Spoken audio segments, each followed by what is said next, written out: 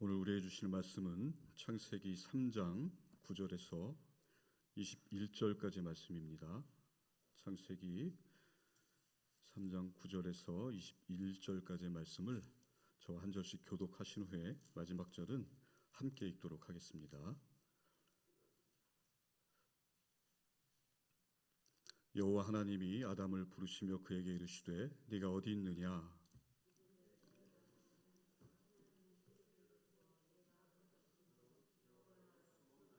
이르시되 누가 너의 벗었음을 내게 알렸느냐? 내가 네게 먹지 말라 명한 그 나무 열매를 네가 먹었느냐?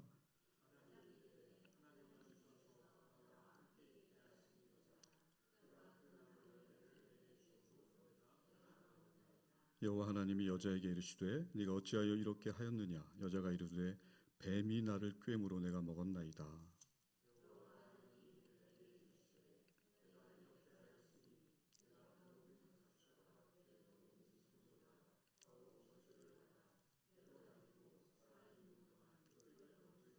내가 너를 여자와 원수가 되게 하고 네 후손도 여자의 후손과 원수가 되게 하리니 여자의 후손은 내 머리를 상하게 할 것이요 너는 그의 발꿈치를 상하게 할 것이니라 하시고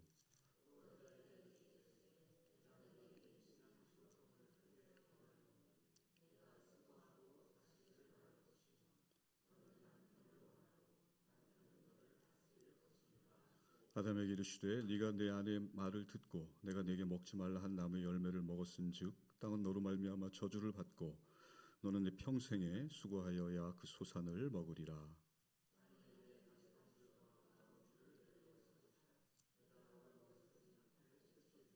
네가 흙으로 돌아갈 때까지 얼굴에 땀을 흘려야 먹을 것을 먹으리니 네가 그곳에서 취함을 입었음이라. 너는 흙이니 흙으로 돌아갈 것이니라 하시니라.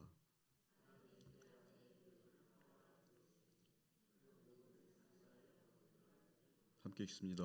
여호와 하나님이 아담과 그의 아내를 위하여 가죽옷을 지어 입히시니라.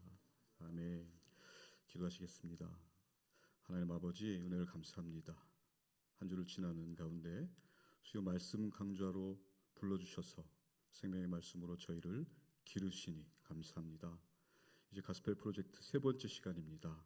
이 시간 말씀을 나눌 때 올바르게 전하고 또 밝히 알아들을 수 있도록 성령 하나님 인도하여 주옵소서. 설교자 입술을 붙잡아 주셔서 성경에 쓰인 원 목적대로 전하게 하옵소서. 감사합니다. 사랑합니다. 예수님의 이름으로 기도드립니다. 아멘. 지난 시간에 우리는 하나님이 세상을 창조하셨고 또 그 가운데 인간을 하나님의 형상으로 창조하셨다는 것을 배웠습니다. 하나님께서 아담과 하와에게 좋은 세상을 주시고 또 돌보고 누리게 하셨습니다. 무엇보다 중요한 것은 아담과 하와가 하나님과 관계를 맺고 교제했다 하는 사실입니다. 그런데 어느 날 이 아담과 하와가 죄를 영접했습니다. 오늘 이 시간은 그 죄의 결과를 저와 여러분이 맛보는 시간입니다. 그 맛은 죄는 우리와 하나님 또 사람들 그리고 세상과의 관계를 깨뜨리는 맛입니다. 그 씁쓸한 맛이 오늘 나누는 신학적 주제입니다. 저 화면에 나와 있죠? 저 주제의 말씀을 가지고 따라오시면 되겠습니다. 우린 지난 시간에 하나님께서 에덴 동산에서 단 한 가지를 금지하셨다는 것을 배웠습니다. 선악을 알게 하는 나무의 열매는 먹지 말라입니다. 이 금지 조항은요, 하나님께서 아담과 하와와의 관계를 유지하시기 위한 보호장치였습니다. 그래서 그에 대한 자세한 설명은 없습니다. 여러분 그렇잖아요. 보통 위험할 때는 많은 경고문이 붙죠. 그러나 그렇지 않은 곳에서는 경고가 그렇게 많지 않습니다. 겁을 주는 문구도 없어요. 하나님도 그저 단순하게 먹으면 죽을 것이야 라고 하셨습니다. 가령 하나님께서 이렇게 하셨을 수도 있을 것입니다. 야, 너네 이거 먹으면 네 후손들은 다 죽어. 다 망해. 전쟁이 끊이지 않아. 네 자식들은 서로 죽이게 될 거야. 네 눈으로 너의 부모가 병들어 죽는 것을 보게 될 거야 라고 하나님께서 길게 설명하셨다면 아담과 하와의 선택이 달라졌을 수도 있었겠죠. 그렇지만 하나님께서 그렇게 조항을 붙이지 않으셨어요. 만약에 하나님께서 그런 단서를 달았다면 그것은 강압에 의한 것입니다. 강제에 의한 것이죠. 하나님은 말 없으심으로 아담과 하와를 조용히 기르셨습니다. 강요하거나 조작하지 않고 선택할 수 있는 자유를 주신 것입니다. 어떤 사람들은 말합니다. 아니, 먹으면 죽을 것을 왜 만드셨대? 이 질문은 죄에 물든 인간의 성향을 보여주는 질문입니다. 이 죄된 인간은요, 죽음의 공포에 사로잡혀서 선악과가 선택할 수 있는 자유였다는 것을 생각하지 못합니다. 한 세상 그저 잘 먹고 살다가 죽는 것이라는 짐승과 같은 존재에 인간을 머무르게 하는 질문이죠. 이런 질문에 당연히 하나님은 분노하십니다. 왜요? 하나님 입장에서는 내 형상으로 만든 유일한 인간이 짐승의 급으로 떨어지는 것을 볼 수 없기 때문입니다. 여러분 생각해 보세요. 내 DNA를 가진 내 자녀가 어느 날 전화를 딱 해서 아빠, 엄마, 인생 뭐 있습니까? 그냥 편안하게 먹고 자고 하고픈 대로 살다가 죽을 테니까 앞으로는 나 신경 쓰지 마세요. 전화를 뚝 끊어요. 여러분, 그 자녀 어떻게 하실 겁니까? 확 하지 않으시겠어요? 하나님은 이렇게 조작하시는 하나님이 아닙니다. 선악과는 다시 말씀드리지만 죄까지도 선택할 수 있는 자유를 주신 하나님을 알 수 있는 것이죠. 여러분 선악과를 생각할 때 죄에 집중하지 마시고 자유에 집중해야 합니다. 우리 믿음은 하나님으로부터 온 것입니다. 그것이 로마서 1장 17절 말씀이죠. 로마서 1장 17절 말씀인데요. 함께 읽으면 좋겠습니다. 복음에는 하나님의 의가 나타나서 믿음으로 믿음에 이르게 하나니 기록된 바 오직 의는 믿음으로 말미암아 살리라 함과 같으니라. 아멘. 신약 성경의 원어를 보면요, 이 믿음이 피스티스라고 되어 있습니다. 이것이 영어로 faith로 이렇게 변화하죠. 그런데 구약에서는 이 믿음을 에무나라고 합니다. 여러 가지 단어가 있지만 에무나라는 말이 가장 많이 쓰입니다. 에무나, 이 히브리 단어인데요. 헬라어 피스티스 같이 믿음이라는 의미도 있지만 사실은 이 믿음이라는 의미보다는 이 에무나라는 단어에는 성실, 정직, 신실함이란 뜻이 많이 들어 있습니다. 무슨 말씀이냐면요, 하나님의 믿음은 하나님의 신실함이다, 이런 말씀이에요. 그래서 오늘 방금 읽으신 믿음으로 믿음에 이르게 하나니에서 앞에 믿음으로가 하나님의 신실하심을 보고 인간이 믿음으로 이르게 된다, 그 말씀이에요. 여러분 이해 가십니까? 하나님의 그 신실하심이 우리 인간을 믿음에 이르게 했다. 그것이 로마서 1장 17절 말씀의 의미인 것입니다. 이렇게 신실하신 하나님께서는 인간에게 죄까지도 선택할 수 있는 자유를 허락하신 것입니다. 그렇게 해서 온전한 순종은 자유가 담보되어야 하는 근거가 생기는 것입니다. 하나님께서는 아담과 하와가 이런저런 잔머리 굴리지 않고 지혜를 짜내지 않고 그저 어린아이같이 순수하게 순종하기를 바라셨던 것입니다. 그러나 그들은 실패합니다. 순종이 아니라 반역을 합니다. 하나님은 자유를 주셨는데 아담과 하와는 그 자유를 가지고 하나님을 반역합니다. 그렇게 돼서 인간들이 고생을 하고 또 사망에 붙들려 꼼짝 못하게 된 것이죠. 인간의 반역의 결과를 세 가지로 한번 살펴볼게요. 첫 번째, 인간의 반역은 하나님의 말씀을 불신하게 만들었습니다. 오늘 3장 1절에서 6절을 함께 읽겠습니다. 읽으실 때 특별히 뱀이 하나님의 말씀을 어떻게 왜곡했는지 주목하면서 읽어보십시오. 읽겠습니다. 그런데 뱀은 여호와 하나님이 지으신 들짐승 중에 가장 간교하니라. 뱀이 여자에게 물어 이르되 하나님이 참으로 너희에게 동산 모든 나무의 열매를 먹지 말라 하시더냐? 여자가 뱀에게 말하되 동산 나무의 열매를 우리가 먹을 수 있으나 동산 중앙에 있는 나무의 열매는 하나님의 말씀에 너희는 먹지도 말고 만지지도 말라 너희가 죽을까 하노라 하셨느니라. 뱀이 여자에게 이르되 너희가 결코 죽지 아니하리라. 너희가 그것을 먹는 날에는 너희 눈이 밝아져 하나님과 같이 되어 선악을 알 줄을 하나님이 아심이니라.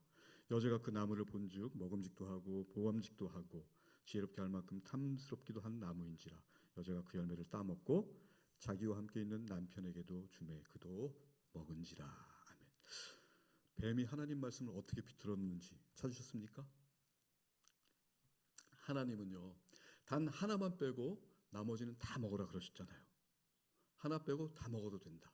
그런데 뱀은 뭐라고 합니까? 그것을 교묘하게 바꿨습니다. 어떻게요? 정말로 어떤 나무의 열매도 하나님께서 먹지 말라고 하셨니? 여러분 이해되십니까? 자, 하나님이 주신 복이 총 100개라고 가정해 봅시다. 그런데 하나님께서는 99개는 너희가 먹되 하나는 먹지 말렴 이라고 말씀하셨는데 뱀은 뭐라고 합니까? 야, 정말 하나님이 어떤 나무의 열매도 먹지 말라고 하셨니? 이거 하나는 먹어봐. 선악과. 즉, 한 개를 선택하게 하고 나머지 99개를 상실하게 만드는 것이에요.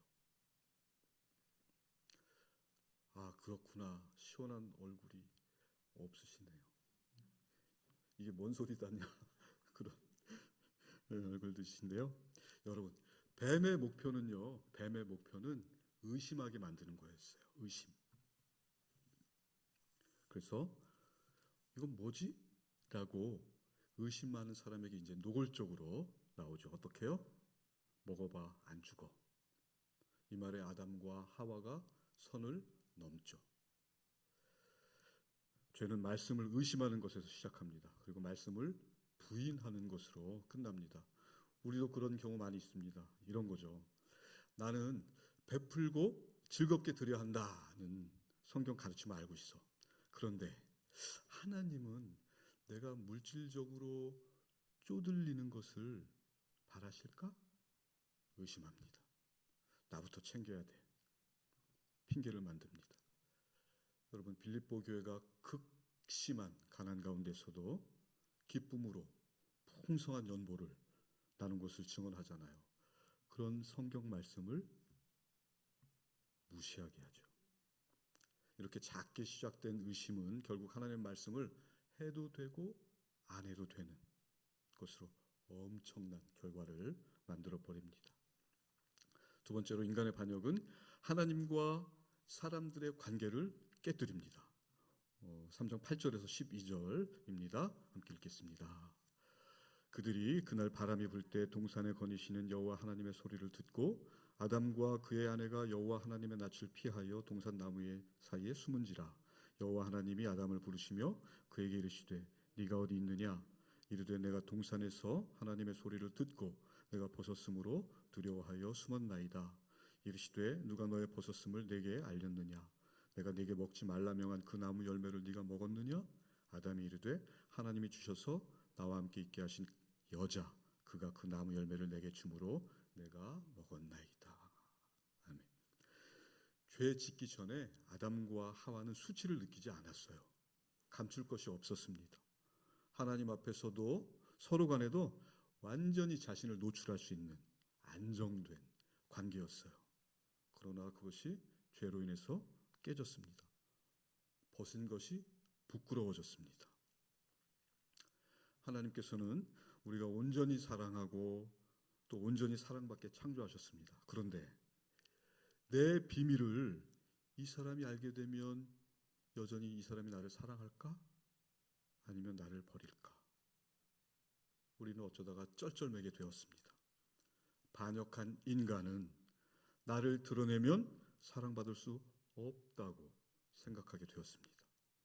누군가를 속속들이 알게 되면 사랑할 수 없다고 믿게 되었습니다. 그래서 인간은 숨는 것입니다. 하나님으로부터 숨고 서로를 피해 숨는 것이 자연스러운 일이 되어버렸습니다. 우리 마음속에 숨어야 한다는 느낌이 드는 것은 씁쓸하게 남아있는 반역의 맛입니다. 그 맛은요, 하나님과의 관계만 깨진 것이 아니고 사람들과의 관계도 깨졌습니다. 여러분, 아담이 처음 하와를 봤을 때 외쳤던 사랑의 찬가 기억하시죠? 우리 남성분들 아내분과 사랑에 빠졌을 때 외쳤던 말씀 있잖아요.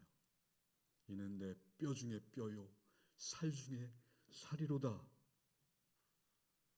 분위기가 조금 내가 그랬어? 그때 나는 내가 아니었어. 뭐 이런 분위기네요. 그런데 그런 아담이 어떻게 바뀌었습니까? 입을 비죽거리며 하나님을 향해 뱉어냅니다. 당신이 내게 준 이 여자가 나를 범죄하게 하였나이다. 이 한 문장이 우리에게 엄청난 충격을 줍니다. 여러분, 여자를 준 하나님이 원인 제공자라는 말이에요. 그리고 하나님을 향해 휘둘렀던 그 주먹을 여자가 범죄하게 만들었다며 사람에게도 휘두르는 장면입니다. 부부관계가 이렇게 금해가면서 사람 사이의 관계도 이렇게 해서 깨지게 된 것입니다. 셋째로 인간의 반역은 하나님의 세상, 선한 세상을 파괴합니다. 마지막으로 17절에서 19절까지 함께 읽겠습니다. 아담에게 이르시되 네가 내 아내의 말을 듣고 내가 네게 먹지 말라 한 나무의 열매를 먹었은즉 땅은 너로 말미암아 저주를 받고 너는 내 평생에 수고하여야 그 소산을 먹으리라. 땅이 내게 가시덤불과 엉겅퀴를 낼 것이라. 네가 먹을 것은 밭의 채소인즉 네가 흙으로 돌아갈 때까지 얼굴에 땀을 흘려야 먹을 것을 먹으리니 네가 그것에서 취함을 입었음이라. 너는 흙이니 흙으로 돌아갈 것이니라 하시니라. 아멘. 인간의 반역으로 하나님의 창조 세계에 하나둘씩 왜곡이 일어났습니다. 대표적으로 하나님이 우리들에게 주신 일에 수고가 들어왔습니다. 그리고 출산의 아름다움에 고통이 들어와서 그 아름다움이 훼손됐습니다. 죄는 하나님으로부터 분리되는 것입니다. 포도나무 가지가 그 줄기에서 떨어지면 마르고 썩어서 소멸하죠. 죄는 하나님과 나를 분리시켜서 하나님과 나를 아무 상관없는 관계로 만듭니다. 그 결과는요, 소멸, 영원한 죽음입니다. 인간의 반역은 이렇게 죽음과 에덴 동산에서의 추방으로 마무리됩니다.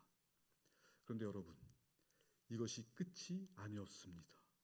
만약 이대로 끝이라면 인간의 역사는 창세기 3장에서 끝나야 됩니다. 성경도 거기서 끝나게 되겠죠. 그런데 하나님께서 역사를 연장하시죠. 그것도 인간이 반역한 그 상태에서 하십니다. 아담과 하와를 죽여서 없애버리지 않고 그들을 지우고 새로운 인간을 창조하셔서 역사를 새롭게 꾸미시는 게 아니라 그들의 죄 가운데서 역사를 이어가십니다. 역사 이야기 잠깐 하겠습니다. 사람들은 역사를 통해서 인류의 위대함을 배워야 한다고 말합니다. 지금도 인류는 역사의 수레바퀴를 밀며 발전해 가고 있다. 큰 소리치죠. 그런데 여러분, 역사를 통해 뭘 배우셨습니까? 위대하다고 칭송했던 그 화려한 제국들은 지금 다 어디 갔습니까? 다 사라졌습니다. 소멸했습니다. 잔인한 전쟁을 통해 배웠으면 전쟁이 사라져야 되지 않습니까? 그러나 지금도 곳곳에서 전쟁은 벌어지고 있잖아요. 역사를 통해 배울 수 있는 것이 있다면 그것은 인간에게는 답이 없다입니다. 인류의 역사는요, 인간의 죄와 수치를 덮어주신 하나님의 은혜입니다. 그 하나님의 은혜가 지금 저와 여러분을 덮고 있습니다. 그러니 혹시라도 죄 때문에 주눅들지 마십시오. 나는 이거밖에 안 돼. 포기하지 마십시오. 저와 여러분 모두 지난날의 잘못으로 키워진 사람들 아닌가요? 하나님 앞에서 얼굴을 들지 못하던 때가 얼마나 많았나요? 하나님께서 그럴 때마다 손을 잡아주시죠. 얘야, 네 잘못을 지우는데 머물러 있지 마라. 그 수치를 기억해라. 기억해서 어제보다 더 나은 사람이 되자. 자, 일어서라. 가자. 죄에 짓눌려서 체념하는 신앙이 아니라 하나님의 형상을 회복하기 위해서 실력을 키워야 됩니다. 실력이라는 것이 뭐 위대하고 대단한 것이 아니에요, 여러분. 그 사람 만나면 난 예수 믿어서 천국 가. 너는 예수 안 믿으니까 지옥 갈 거야. 알아서 해. 이렇게 하지 마시고 널 위해 기도하고 있어. 그리고 웃어주세요. 특별히 교회에서는요, 웃어야 됩니다. 교회에서 연습을 많이 하셔야 돼요. 교회에서 심각한 얼굴을 하고 있는 것은요, 너 어떻게 하나 볼 거야. 잘하는지 내가 지켜보고 있어. 그러는 건데 그것은 여러분 큰 죄입니다. 사람을 보고 웃을 수 있다는 것은 넘어가지 않은 것이죠. 용납한다는 것입니다. 환대하면서 사람들 속에 서 계십시오. 그렇게 용서가 사랑의 시작이 됩니다. 이번 주에 약속을 한번 잡으시고 이렇게 한번 해보세요. 친구야, 내가 너 빚은 못 갚아주지만 짜장면 한 그릇 사줄게. 넌 꽃배기 먹어. 난 보통 먹을게. 그리고 힘내. 이런 게 실력 아니겠습니까? 오늘의 신학적 주제는요, 죄는 우리와 하나님 또 사람들 그리고 세상과의 관계를 깨뜨린다는 것이었습니다. 죄의 본능은 사망입니다. 세상의 어떤 권력도 어떤 명예도 어떤 위대함도 사망 앞에서 굴복합니다. 그 죄가 여전히 활개치면서 세상 권세를 잡고 있습니다. 그러나 여러분, 예수 안에 죄의 권능이 무력합니다. 사망에 쏘는 것이 예수 안에서 없어졌습니다. 로마서 8장 1절 2절 말씀입니다. 함께 읽겠습니다. 그러므로 이제 그리스도 예수 안에 있는 자에게는 결코 정죄함이 없나니 이는 그리스도 예수 안에 있는 생명의 성령의 법이 죄와 사망의 법에서 너를 해방하였음이라. 아멘. 기독교 신앙의 특징은 관계성입니다. 잘해서 보상받고 잘못해서 벌받는 잘잘못을 따지는 그런 종교가 아니라 철저하게 관계로 묶여 있습니다. 어떤 관계요? 하나님과 나는 부모와 자식 관계다. 그 관계가 이웃으로 또 세상으로 확장되는 것입니다. 그것이 로마서 8장 15절 말씀입니다. 함께 읽겠습니다. 너희는 다시 무서워하는 종의 영을 받지 아니하고 양자의 영을 받았으므로 우리가 아빠, 아버지라고 부르짖느니라. 아멘. 대부분 종교에서 신은 신자들 위해 군림하잖아요. 신자들은 신에게 보상을 받기 위해서 그 신을 열심히 섬기고 치성을 드리죠.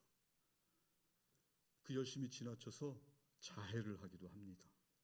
그러나 놀랍게도 신이 피조물을 위해서 죽습니다. 여기가 기독교입니다.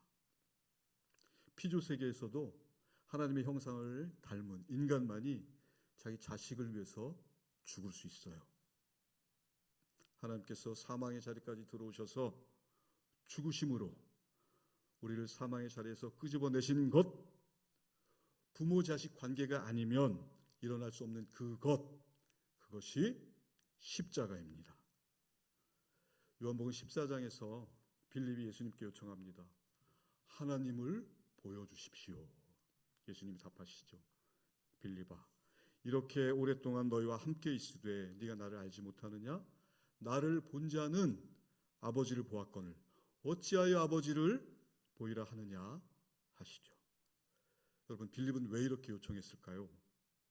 많은 학설이 있어요. 그런데 결국 빌립은 예수님을 믿지 못하는 것이죠. 요한복음 21장 25절에 보면요, 예수께서 행하신 일이 만일 낱낱이 기록된다면 이 세상이라도 이 기록된 책을 두기에 부족할 줄 아노라. 아멘. 이렇게 말씀하고 계세요. 성경이 이렇게 기록한 이런 예수님을 직접 보고 듣고 만지고 같이 밥 먹고 사우나하고, 사우나는 제 성경에만 있습니다. 이 빌립이 정말 예수님을 믿은 것일까요? 물론 부활하신 주님을 만나고 나서는 뒤집어졌죠. 여러분, 빌립의 이 요청이 혹시 나의 요청은 아닌가요? 하나님, 저에게 하나님을 보여주십시오.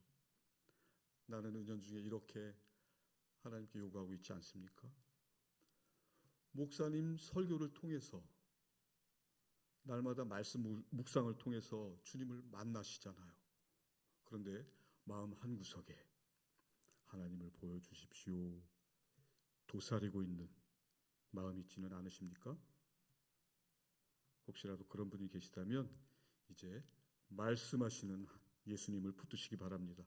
예수를 믿으시기 바랍니다. 예수님은 완전한 하나님의 형상입니다.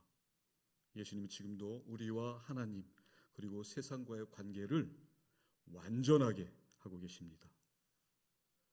살아가는 동안 오직 예수님만이 나와 하나님, 나와 사람들과의 관계를 온전하게 하시고 진정한 안식을 주시는 유일하신 분이라는 것을 진심으로 믿어서 평화를 누리는 저와 여러분이 되었으면 좋겠습니다. 기도하겠습니다. 하나님 아버지, 은혜를 감사합니다. 죄는 나와 하나님, 나와 사람들 그리고 세상과의 관계를 깨뜨렸지만 그 죄 속에서 우리를 구원하신 하나님의 은혜를 발견합니다.